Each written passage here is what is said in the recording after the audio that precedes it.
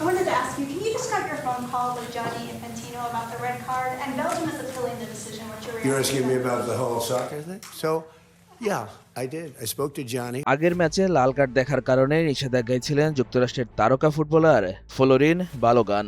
Donald ট্রাম্পের হস্তক্ষেপে তার উপর থেকে নিষেধাজ্ঞা তুলে নেয় ফিফা। আর তাকে নিয়েই বেলজিয়ামের বিপক্ষে শেষ ১৬ লড়াইয়ে মাঠে নেমে রীতিমতো বিধ্বস্ত হয়েছে ডোনাল্ড ট্রাম্পের দল। মার্কিনীদের ৪-১ ব্যবধানে উড়িয়ে কোয়ার্টার ফাইনালে উঠেছে লুকাকু ডি ব্রুনাইদের বেলজিয়াম।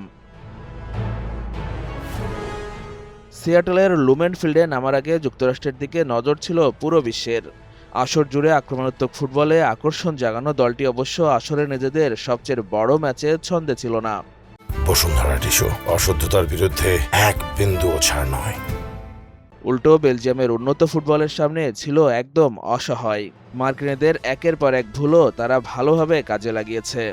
ডিফেন্ডার ও গোলরক্ষকের ভুলেই হয়েছে ২টি গোল।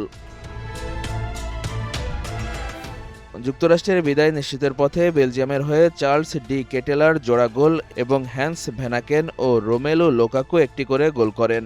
এর আগে মালিক টিলম্যান ১ গোল করে সমতায় ফিরিয়েছিলেন যুক্তরাষ্ট্রকে। প্রথম বিশ্বকাপ শিরোপার লক্ষ্যে নিয়ে আসা বেলজিয়াম গত ১২ বছরে দ্বিতীয়বারের মতো শেষ ১৬ থেকে যুক্তরাষ্ট্রকে বিদায় করল।